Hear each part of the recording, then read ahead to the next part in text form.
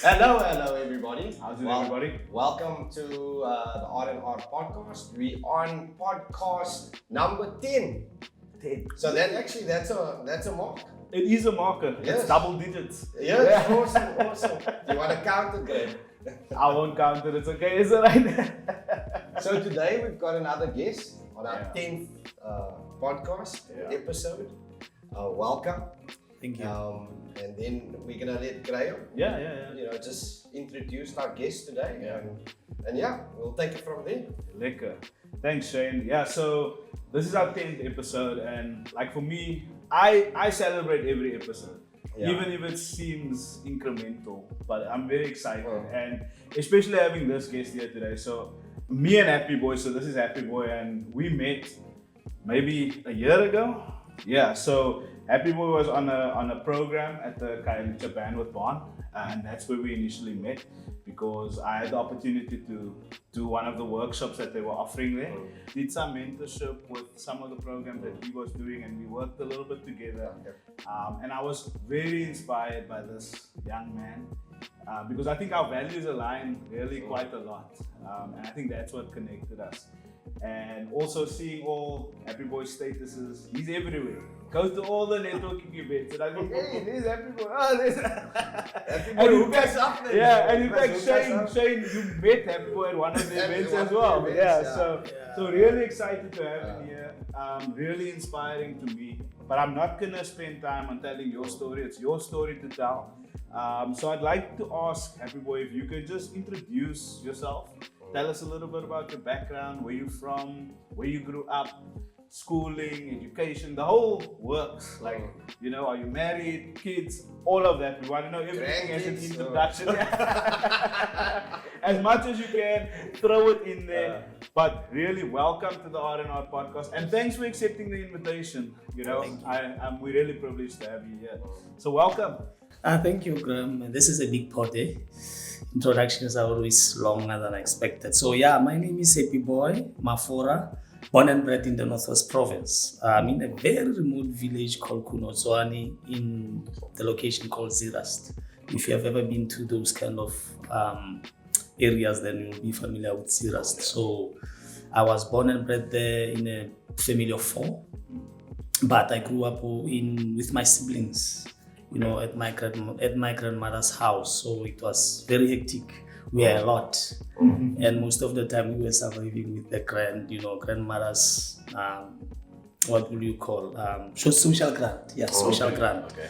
And then things were hectic. To be honest, growing up, I saw things going from a nice family setup to something else that I cannot explain at some point. And then getting to experience how my mother and my father got to break up, and our father had to, vanish in the air.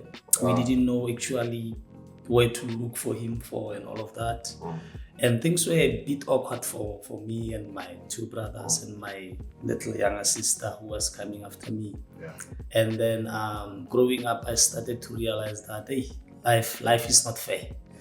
And then I could have been one of those young people who could have been to drugs, alcohol, maybe serial killing, and that kind of stuff. That's a first. That's an option. But that's an option. That's because we grew up in a grandmother's home, and everybody had a say. I didn't have that thing that I belong. I grew up with bitterness, jealousy, all this kind of things that can happen within a person. I was extremist as a young person, and then but just to proceed there and continue with my introduction. And then I did my primary school in Kunotswani, go to high school and graduated, matriculated. And then unfortunately, in the under-accessed communities, there's always this battle on what's next after you have completed your matric. So we never had people who motivated us, on where to go. But luckily for me, I was introduced to Christ.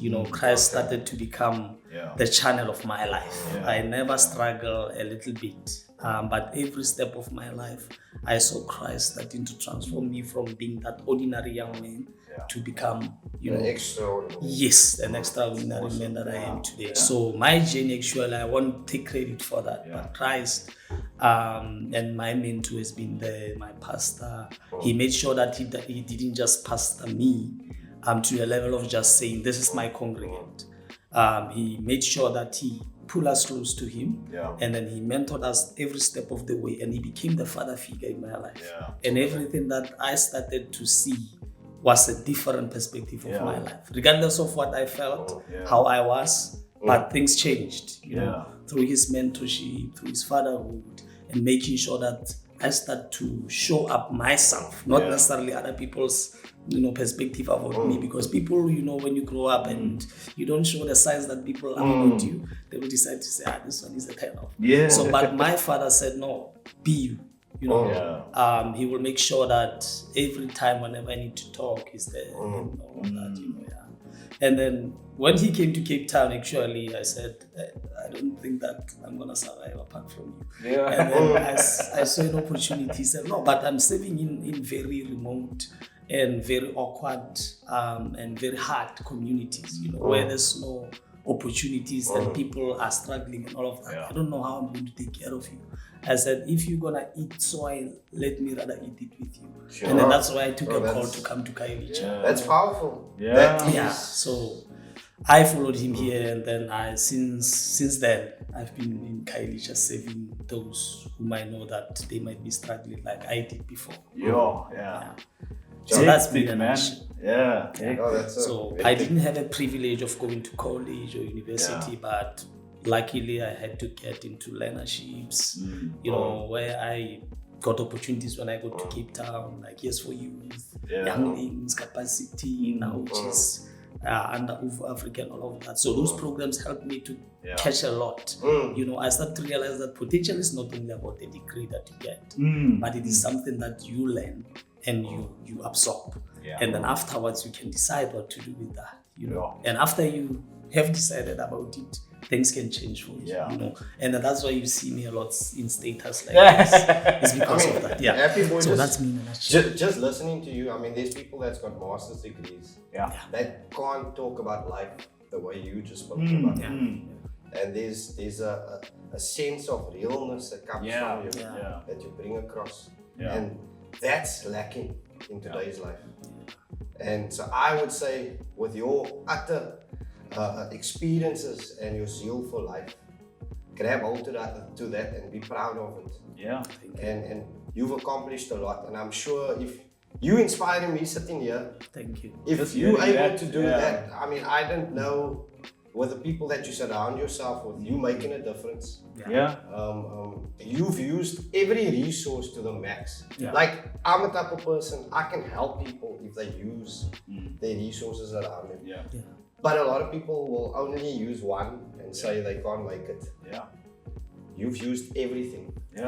And it's amazing because, like, just hearing your the upbringing, and thank you for being so transparent about it, man.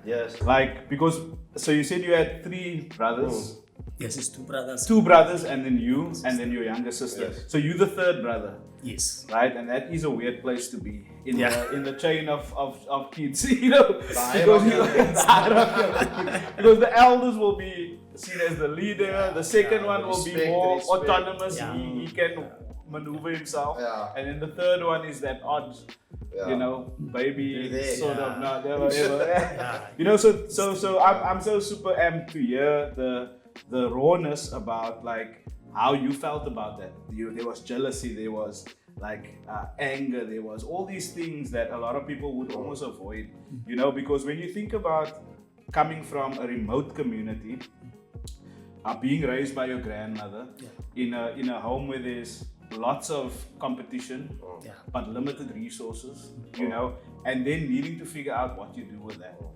And then being able to see where the change came in your life, which was a central part for you, which was Christ.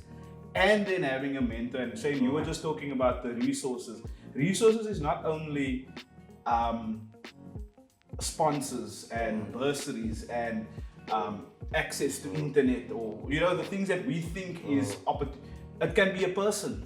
And to me, it sounded like, you know, the mentor that was brought into your life in this process, someone that was willing to say, you know what, you're just not like part of my congregation. I'm going to bring you in. I see the potential in you. I see where your life could go. But I'm going to say, I'm going to take this guy and I'm going to be someone in his life that is a resource. And he became a resource to you, whether you know, and the minute he said, hey, I'm going to go to Cape Town, you were like, oh my goodness. Because it was like you were losing something. I can only imagine. And he told you it's not the land of milk and honey. But you were willing to go to war with him. In the battlefield. You know, because that was part of the journey that you needed to take. But it was also the thing that was going to develop you. You know what I'm saying? And the thing that God was using to actually bring you to the place that you need to be. So I hope someone hears that you can be angry, like you can be jealous in your circumstances. You can look at other people and say, oh man, why do they get things and why must I struggle? Why was I born into this family? Why didn't I have this? You know, you can think that's part of life. Like, because we all get to points in our lives where we feel that way. You feel some sort of feeling towards something in your life. And it's okay to feel that, but you can't stay there. You have to make the next move, no matter what that is, and you have to be willing to see what that is to actually take steps going forward, because those things can kill you. Those things can lead you down the serial killer path. You know. So and Happy Boy, just I hope I'm not getting too personal. Your relationship with your grandma, was it a good one, or? Yo, it was one of the best. You know, it was. She was. I can say she was my beacon, because I only had her. You know, people that was around me. You know, it was like they were like this. You know, and then you know, coming from a family where you had your own father and mother, a certain household. And then things didn't work out, and then they had to say, no, now I'm done. And then the house has been taken, everything is gone. And then you had to go back. Because I didn't know about the village until I was like, one day I woke up there and then things stand upside down, you know. And then when my grandmother welcomed me, there was lots of siblings, and then they were showing that they were the bosses, you know, they were calling the shots. So for me, it was like, which means I don't belong. And then that caused me to become another person, you know. I tried to fit, but I felt like I was being pushed away. You know? And then even the aunts who was around there, they were making me feel like you think you was a special one, you know, you those kind of stuff, you know. And I have to say, what am I living for? You know, I could have committed suicide, but my grandmother was always telling me one thing that I keep every day: don't worry. Don't worry. Now there's a reason why I asked. You know, if you look at most people's stories, or not look at, listen to most people's stories, grandmothers, which culture you belong to, they play such a pivotal role in the community, you know. And you actually, you know, shout out to grandmothers that takes on the responsibility where there's lacking. And so you had a good relationship with your grandma, and that was your stronghold. To put, you know, to drive you forward, I would say. And yes, what if grandmas weren't there? You know what I'm saying? So, and then Happyboy coming to Cape Town, what was that like for you? Because how old were you at that point? You were finished with school and all of that. It was, let's say, 3 years after I matriculated. Okay. To be honest, it wasn't easy because you know, coming to a place that you are not familiar with, you don't know people, you don't know the language, you don't know how to relate with people that, you know, you don't have the same rules and all of that. For me, it was a little bit difficult, but because of the mission that I came with, I said it's not about me. It's about what I came here for. You know? And then for as long as I'm here, I don't live for me. It won't make sense if I say I have to satisfy my needs, I have to satisfy myself.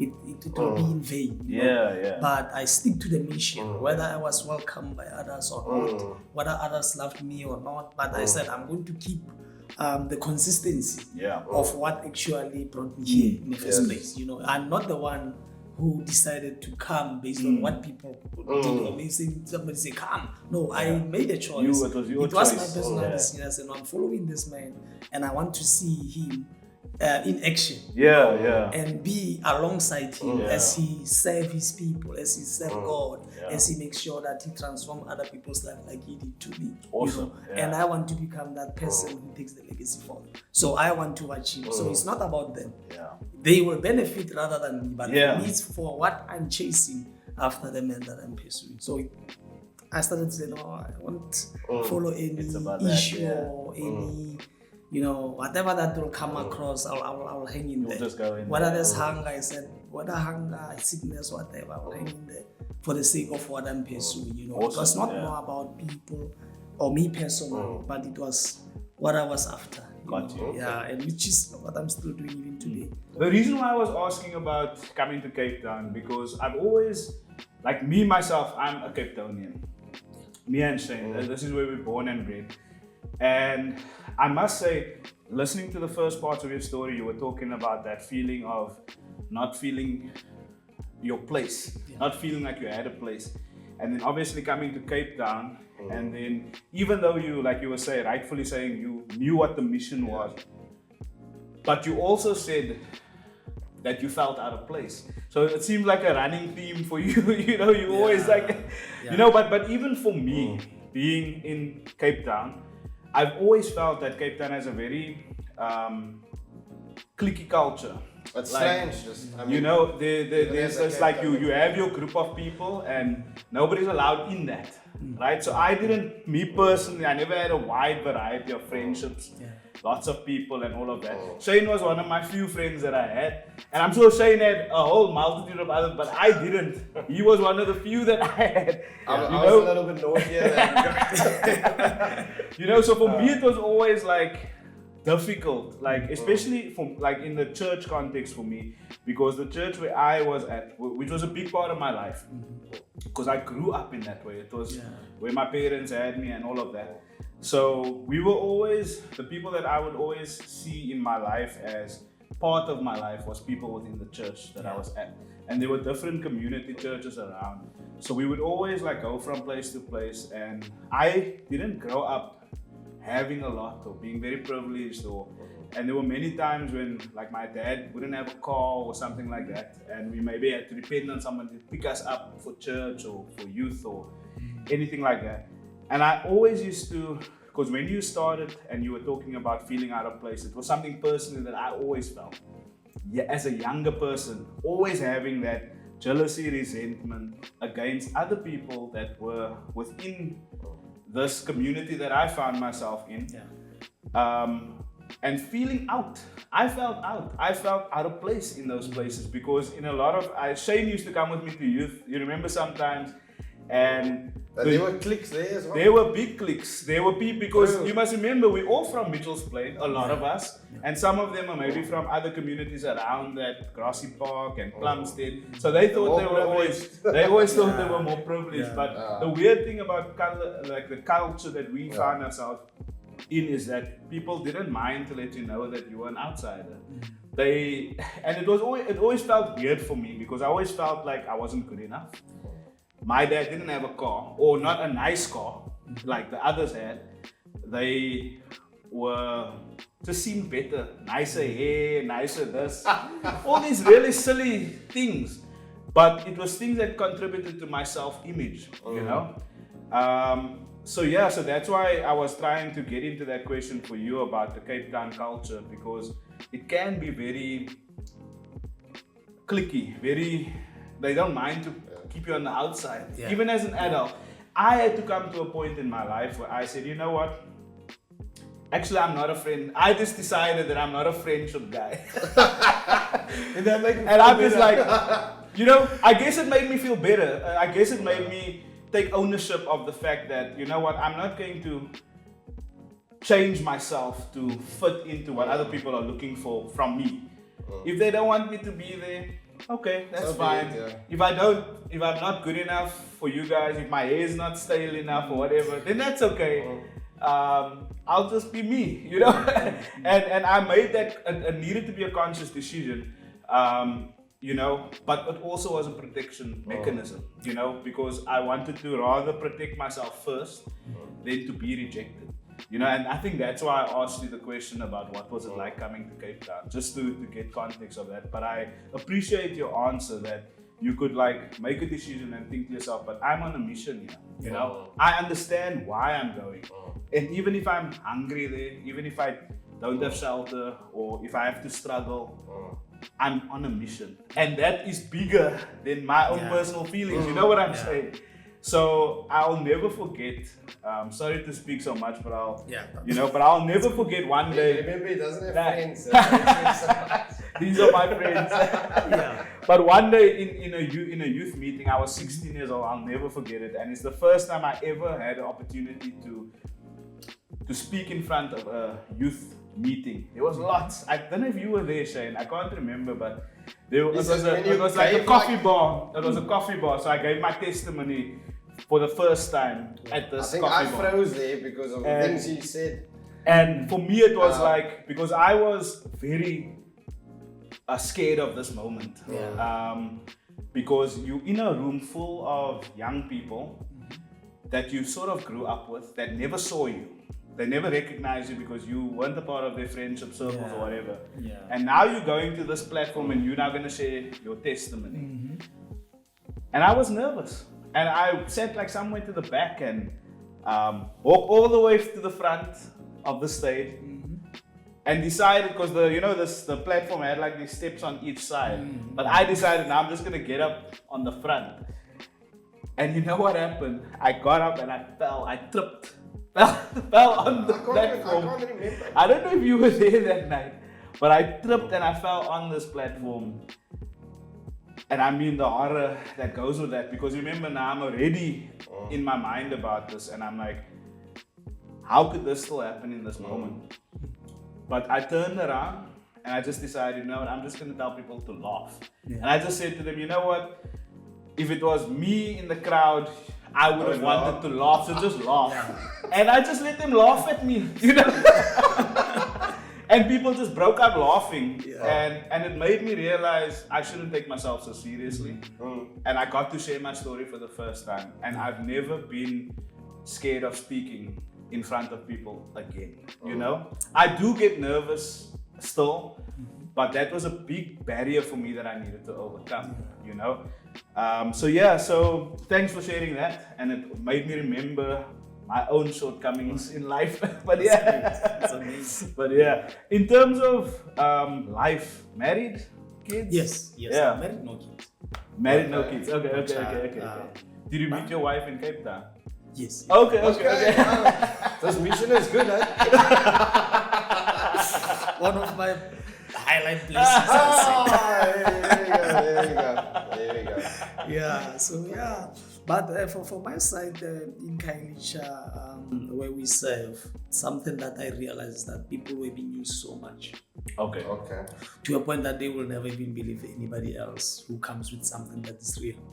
Wow. Because of people who came before who will promise them things that they know that they are making maybe something out of it, you know. So I couldn't judge them, I couldn't blame them. I would have done the same. You know, if somebody will come and promise me a coffee and then I'll wait holding a cup while it's empty for the rest of my life. And somebody comes and promises me the same thing, yet holding the coffee cup. I won't believe that. Yes, I would say, nah. That's deep. Somebody passed and told me the same thing, you know. And then I realized that it's gonna be a long journey for them to adjust into, you know, some certain things. And we can't force them, you know, try to push them and say, no man, take this. No, it's a process. It takes time to heal. You know? This is a recurring theme, Shane, because like for the last 3 episodes that we had, we started with the first one where this person said, before you can teach someone, you need to reach them. And that seems the same thought coming through by what you're saying now. And then you gotta follow through. Then you gotta follow through. And you gotta maintain it, because you can't leave them hanging at the end of the day. Sitting with an empty cup. So, sure. No, sorry, So we felt like let's take them one step at a time. So Happyboy, where you guys have your church at the moment, where your ministry is. So do you have a community program that you're running with the church or? Yes. Okay. Yes. We've got programs running a lot in the church. Okay. We've got core programs that we believe that they will really demand in the informal settlements that where we serve.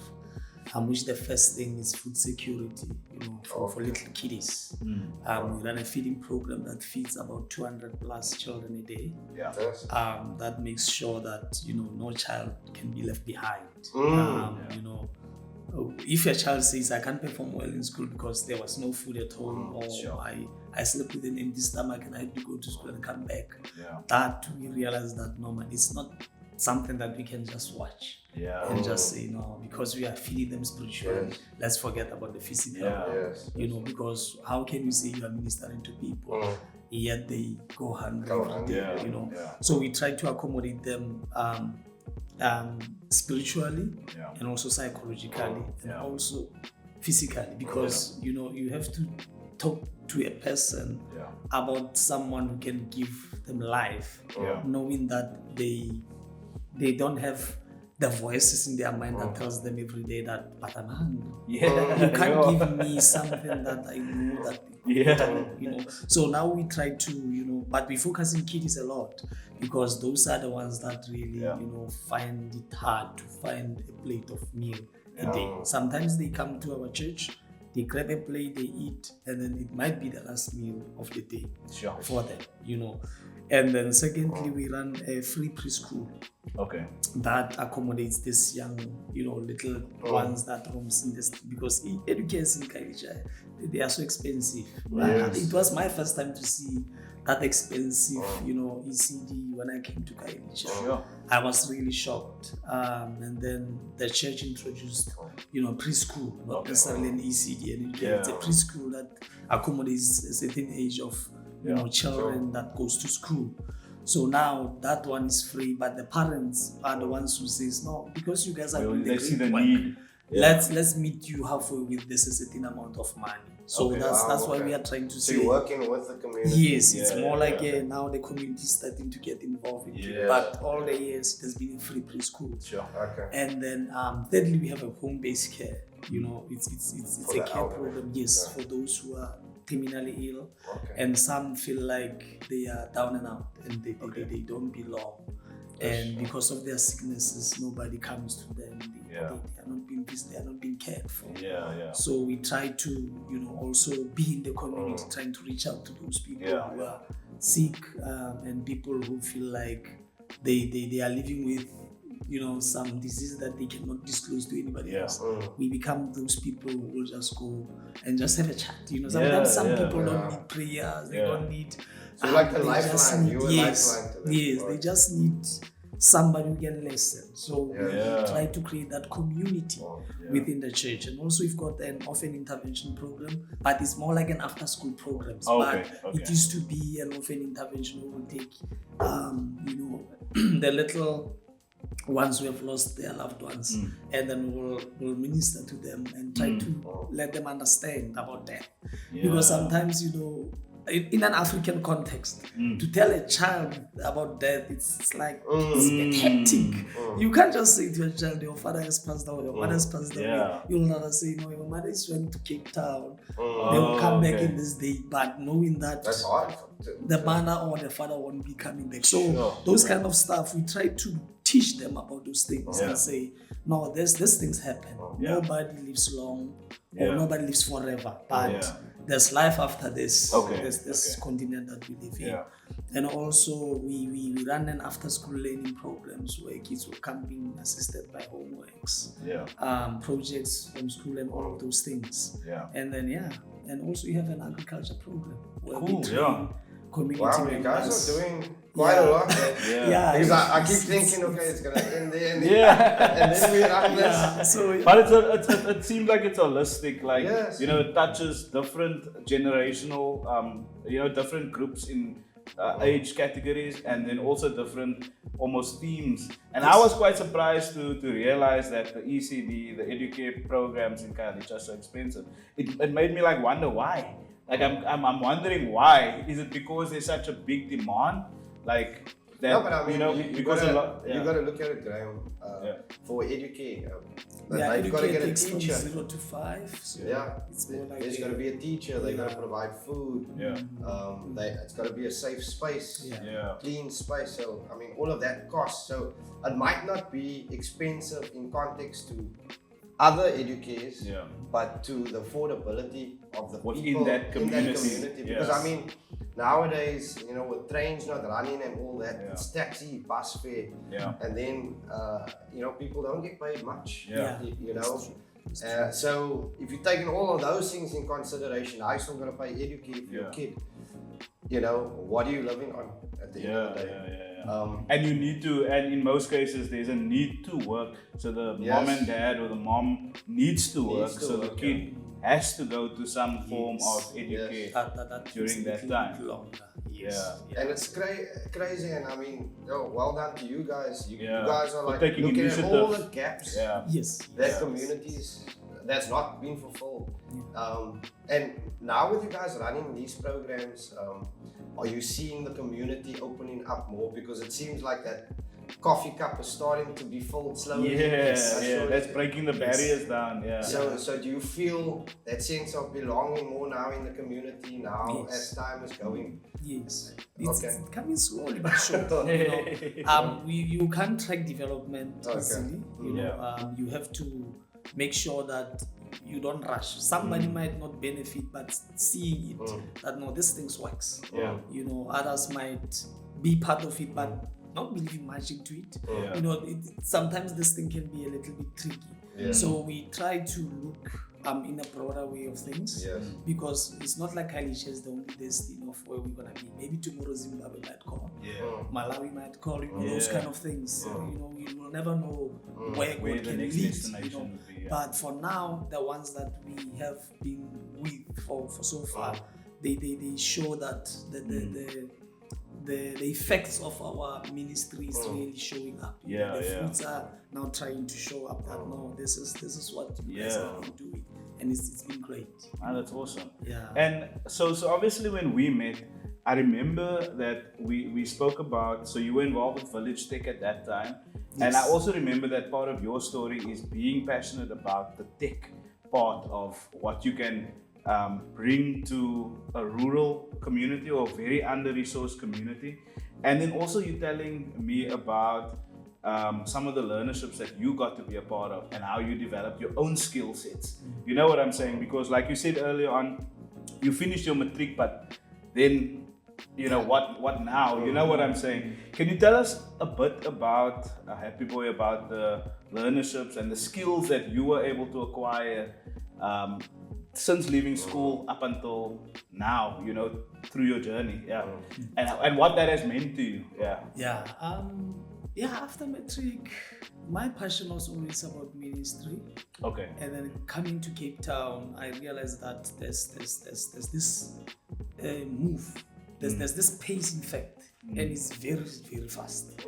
And then when I looked around, I realized that no man, everybody here is super quick. But what might be that thing, you know?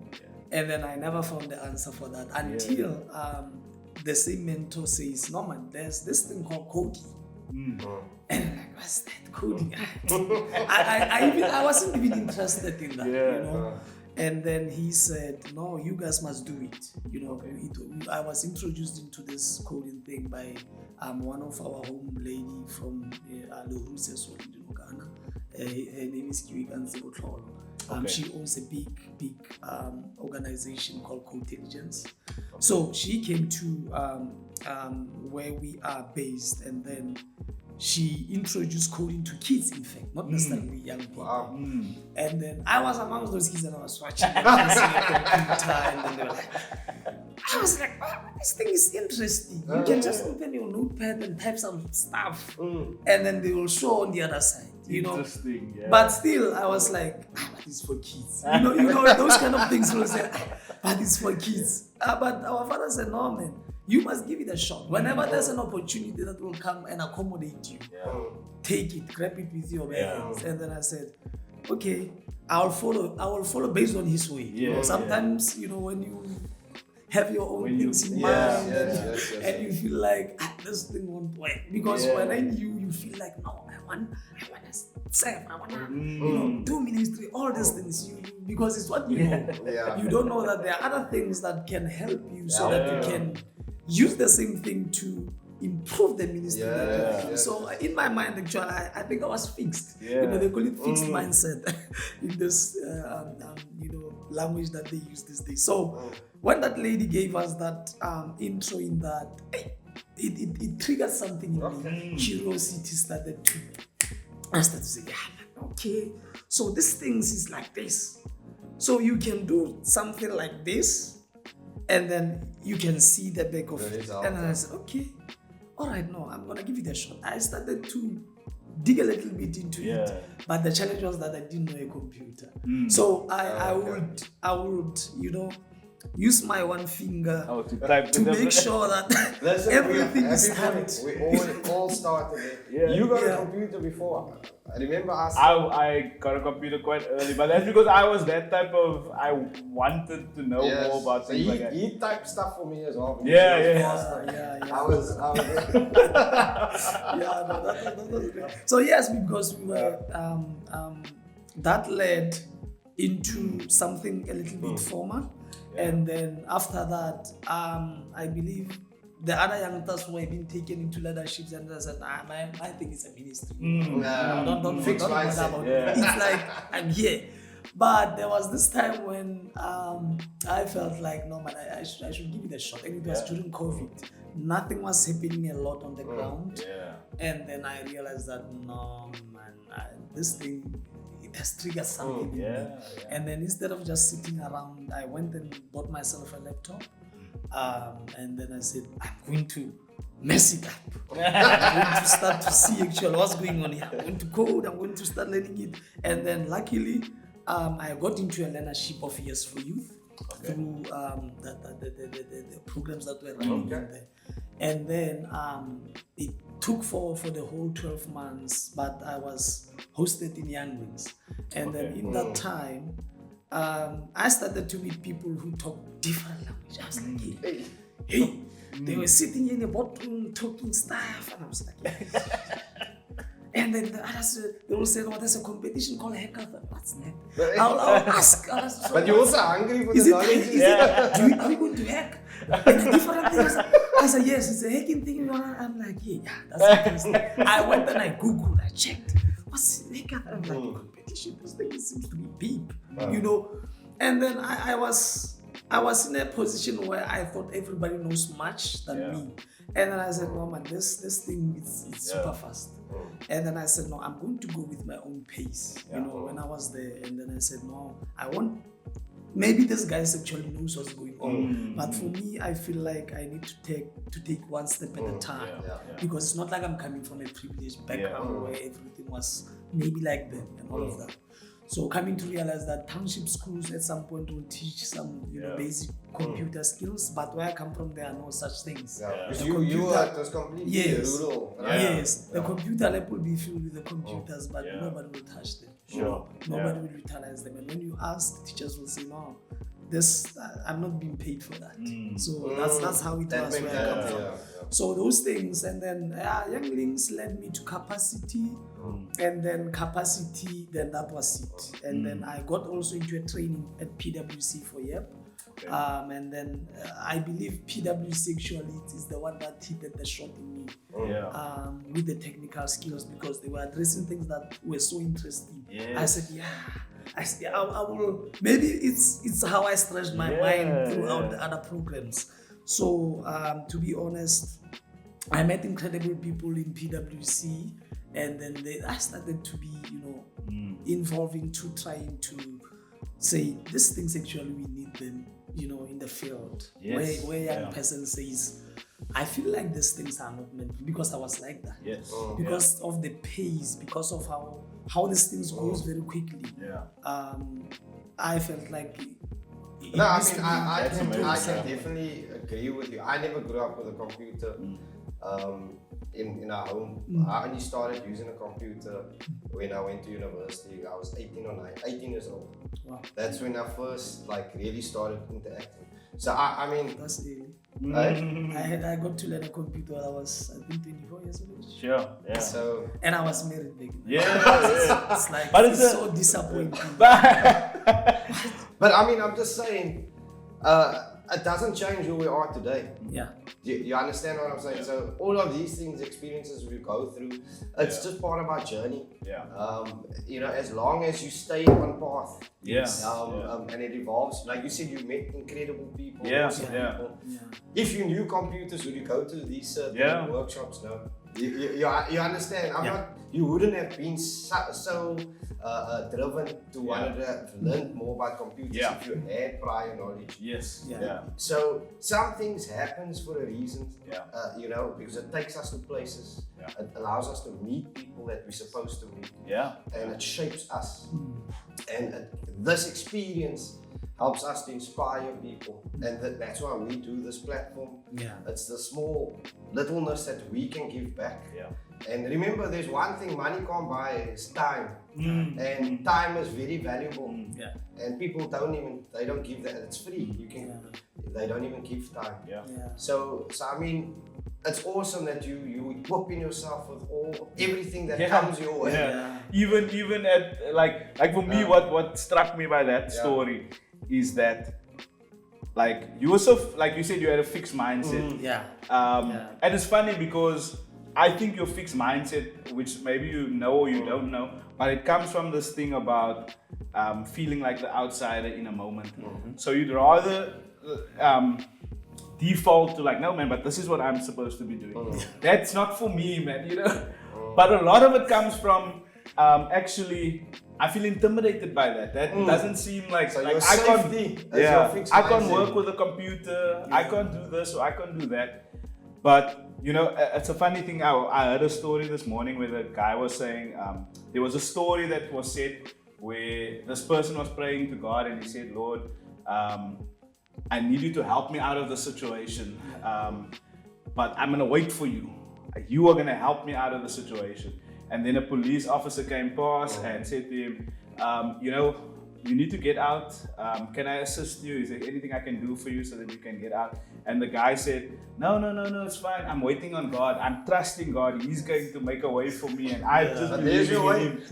Then the next person comes and like maybe an army officer comes and he says, hey, I see it. You need help. Can I assist you? Can we get you out? No, I'm waiting on God. God's going to do it for me. I trust in him. The next person comes and a few people comes offering him assistance. Yeah. And then eventually he doesn't take the assistance and he dies and he comes before God.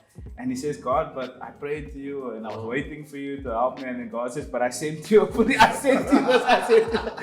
You know, and I think sometimes, you know, it's an analogy, you know, but like sometimes I think we're so transfixed in what we think we should be doing with our ministry or with our time or with our resources to give honor to God, that we don't recognize how He's trying to sort of transport our lives into exactly where we're supposed to be, and every part of our story actually fed into that. You know, and now you're being presented in the, like for you, like just by what I'm hearing, every time you go to the next step of your life, so you left your family home, your grandma's house, and you felt out. You left your grandma's house and you came to Cape Town and you felt out. You in Cape Town now and you get introduced to coding and you felt out. But each stage of it was like actually saying to you, this is where you're supposed to be. This is the next step. You know what I'm saying? And then you find this sheer enjoyment and excitement from it. And it becomes like, wait, I was supposed to do more with this. I should actually get into this. And it takes you a bit of a while because you first have to, you just like the people that you try to make a difference in. It's like the barriers are there and then you're like, let me just wait. And then, But it's great because you know what, Happyboy, it gives you, like we were talking in a previous episode with Anthony and we were talking about the fact that you know, these things are actually important because it helps you to take the next step, you know, and you just have to embrace that and like say, you know what, okay, well, I'm ready, let's do it. And I'm inspired by the tech side of things because what triggers for me is now you are taking the things that you struggle with, and you know that there's a computer room sitting in the northwest in Zira somewhere there, and they're not using it, you know, because they don't know what it is or they're scared of it. You get that, so you're going to make extra effort to try to mold people into going down that path. So what's happening is that Cape Town Fountain of Hope, actually as the church, we are in partnership with Village Tech Academy, where we are trying also to bridge the digital divide of what actually we are experiencing in this kind of era. You know, because of the shift that took place, a lot of young people in rural communities and township informal settlements found themselves left behind. So Village Tech comes in to try and solve that kind of issues that young people face every day. So now we try to bring opportunities to them, as well as whatever necessary resources that they require to start practicing every day and adjusting to this digital landscape. So we are trying to move them from the fixed mindset like myself to become some people who will say, this is how things are, because I got to experience how potential can be unleashed, through tech. At some point, some might not end up in tech, but just to trigger something in them, in their brain, you just have to pull something. And when that thing is being pulled, some person will wake up and say, no man, I can do this and that, like me, it was like an alarm that to me that they wake up. You are sleeping here, just through introduction to coding, just to do HTML. And it was like, I will spend the whole night doing only HTML. It was so hectic. It was so, I was like, hey, what's going on? And I miss the call. It tries to enlarge your thinking. You end up becoming creative.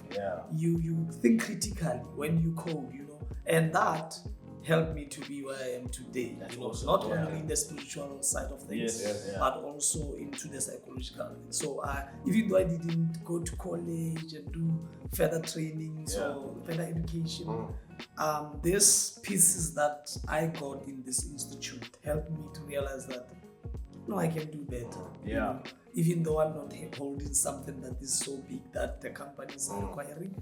But in the meantime, because I believe that at the right time, maybe that's why I'll have to go back and say, now I'm going to university for 1, 2, 3, 4, 5 years. But in the meantime, I'm trying to equip myself as well. And as I equip myself, I don't want to leave others behind. So as long as we are being taught something in crowd, I believe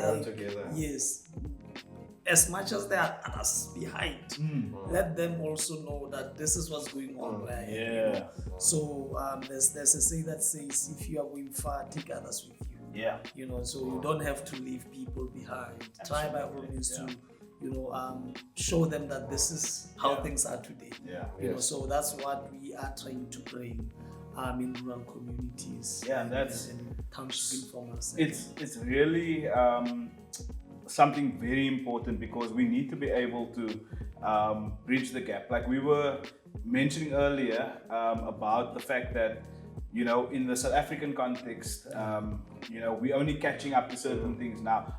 But like for me, in my mind, it always says that it's not that all of us are catching, because there are a sect of us that are not catching up now. We've been there for a long time, but it's the most under-resourced, the most inaccessible are the ones that are being left behind. And at the pace at which technology is changing the world, you will get left behind quite quickly because things are changing and developing so quickly. So it's really important, and I applaud the work that you guys are doing to get these things in the most rural of spaces. To say that no man, that lab that's there in Northwest, Zerest or whatever, no, we need to do something with this. Like, we need to be able to say, you know what, this can be practically more beneficial to those people because they need to catch up. Yeah. And we're going to help them to do that. You know what I'm saying? Yeah. So it's super, super important that we get to that point.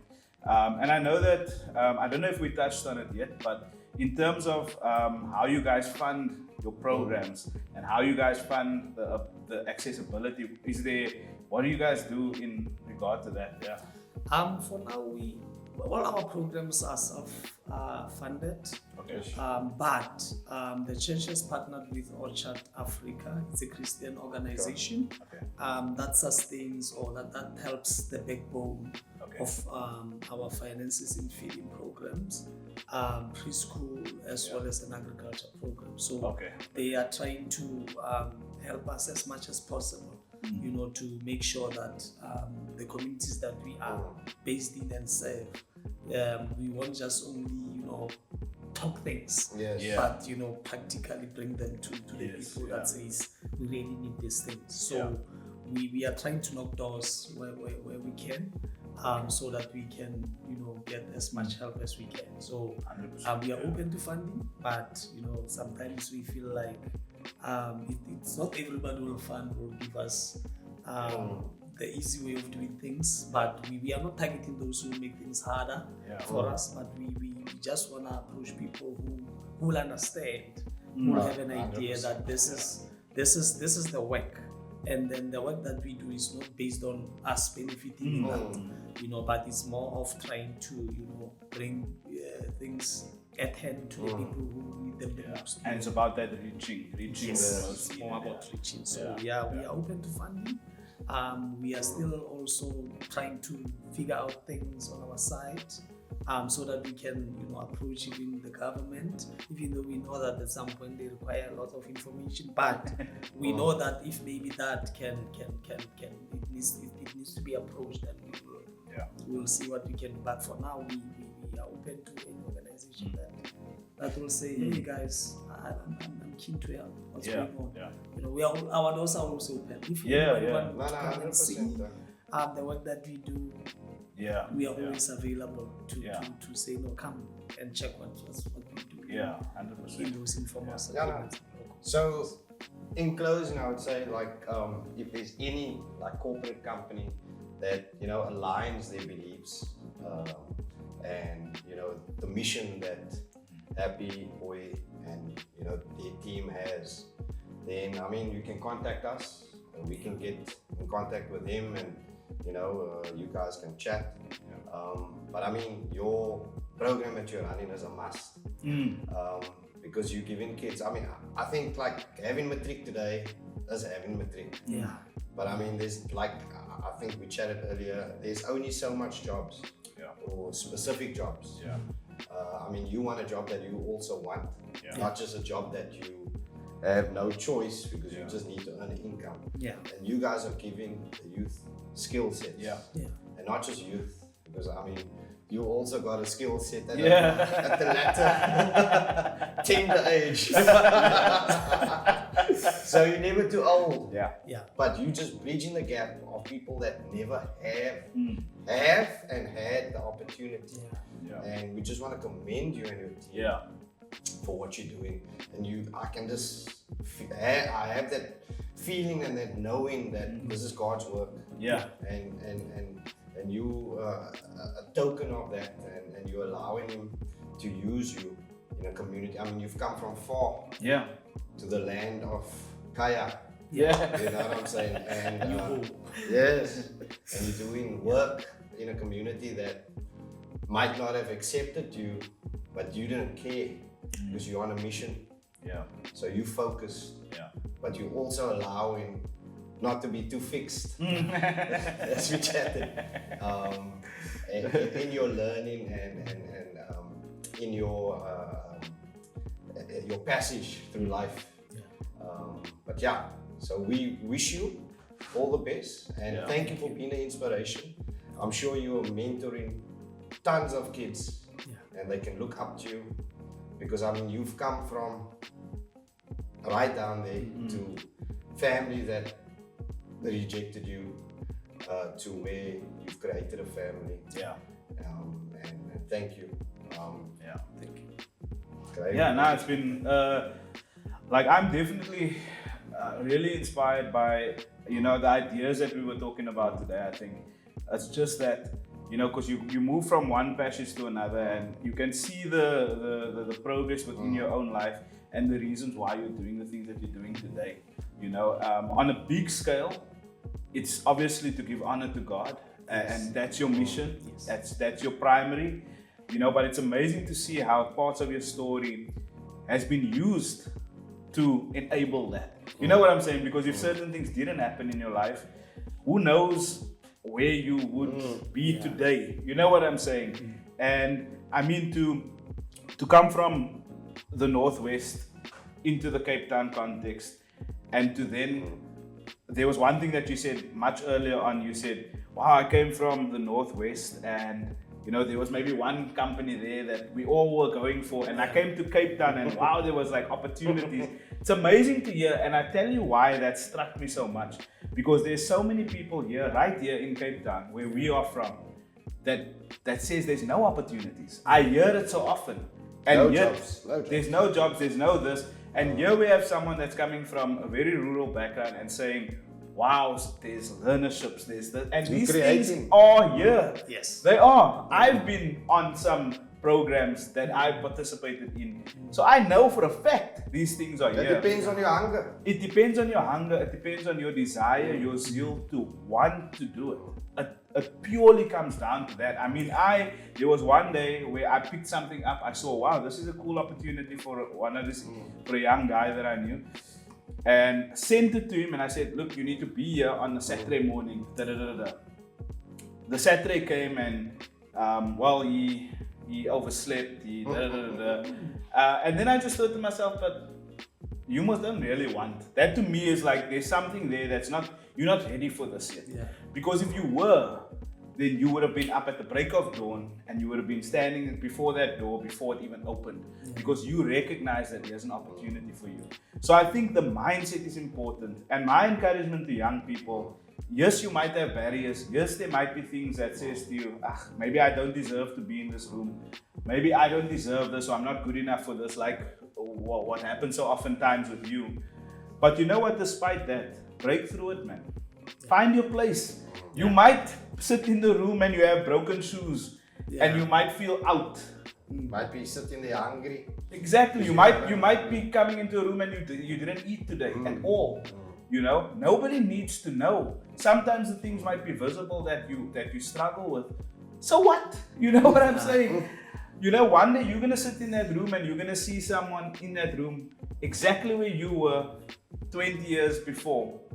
And it's going to enlighten you about something that person is capable of, and you're going to make a difference. But you'll only be able to see that if you allow yourself to get there. You got to get there. You got to get there. So Happyboy, thank you so much for being willing. I mean, I contacted you and you immediately said, absolutely, I'll be honored. Tell me when and where, and I appreciate that. So thank you so much for just taking the time to tell us a little bit about yourself and your story. And I'm pretty sure that there's someone out there that heard something that you said that resonates with them. And that's all we can ask for. You know what? We're putting it out into wherever we can. And hopefully it matters to someone, and it will, so we trust that. But thank you so much, man. Do you have any last words? And then I think we can land the plane. Yeah. Landing the plane, eh? Yeah, but what I can tell a young person who feels like they are sidelined or there's no hope anymore is that I've been there. I know how it feels like. It's hard, you are trying, you are knocking, but nothing works out, Even me, I remember it was not a long time ago, after I completed all these learnerships, I tried my best to apply for jobs. I tried, but nothing was coming out, And then I started to realize that, hey, maybe I'm not designed for these jobs and all of that, But that didn't kill my hope. I kept on saying, for the mission still stand, but maybe the job might be a stumbling block for that, So I know that many young people are battling out there a lot of things. Some of them, they feel like knocking doors, put in the CVs, it's not gonna, nothing's going to come out.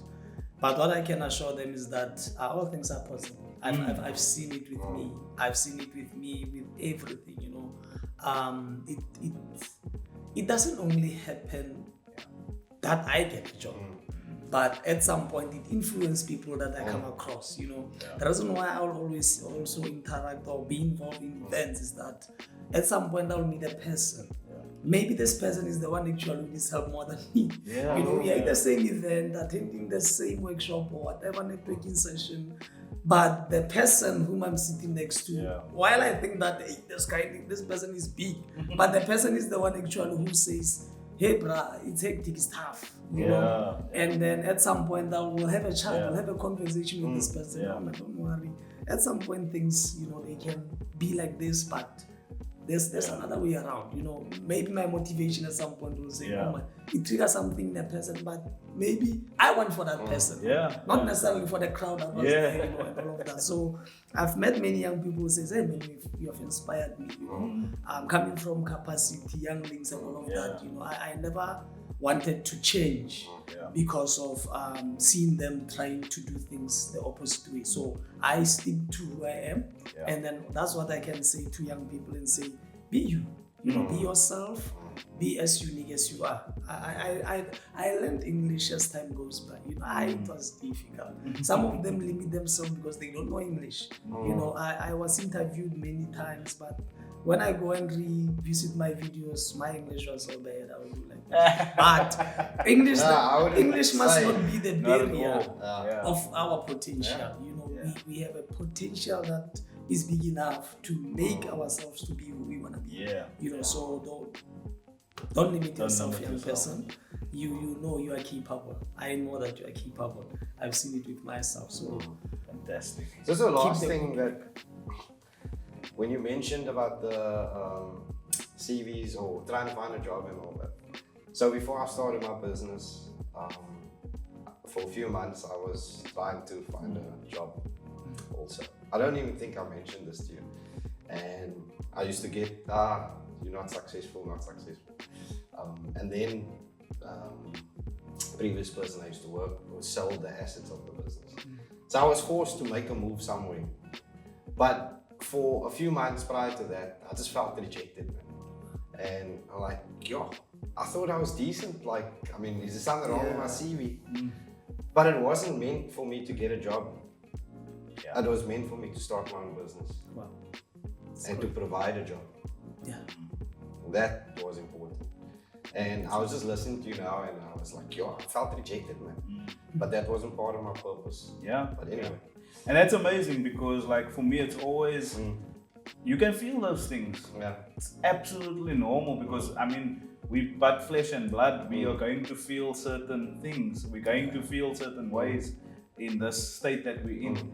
And it's important to allow yourself to feel that way because it enables something to trigger within you that's going to take you to the next level, and you must go through it, but you mustn't remain in it. You know what I'm saying? You must reach for something more. And I think in our cases, as we are here, we've had experiences where we've allowed ourselves to feel those feelings, maybe not even allowed ourselves, it just happened. You getting all your replies as unsuccessful, you're gonna feel rejected. Whether you choose it or not, that's gonna happen. The point is, you need to shift. Maybe that means I'm not meant to get a job. It's not a bad thing. I should maybe start my own business and see where that takes me. I have to take matters into my own hands and stop asking for a solution, because sending a CV could be seen as asking someone for a solution to a problem that you have. My problem is I don't have a job, so I'm sending a CV hoping that you will give me a solution to the problem of joblessness. But if you don't get an answer, you have to take matters into your own hands, So but anyway, Happyboy, thanks so much, man. It's not Happyboy, he's a happy man. Happy man, he's a happy man. You've been rebaptized as Happy Man. Okay, on that note, guys, thanks for listening. And like we said, if there's a corporate out there, please message us. If you can align in any way to help them to keep doing what they're doing, because they are doing what people are supposed to be doing. We won't mention names. They're taking, their community in their own hands. Yeah. And they are providing what other people can't. Yeah. Okay. On that note. And last one, my father will say, never underestimate the humble beginnings. Never. So as a young person, find a place where you can fit. Even if it can be small, be there. You will see yourself great one day. Small things make big things. Yeah. Exactly. Cheers. Thanks, guys. Cheers.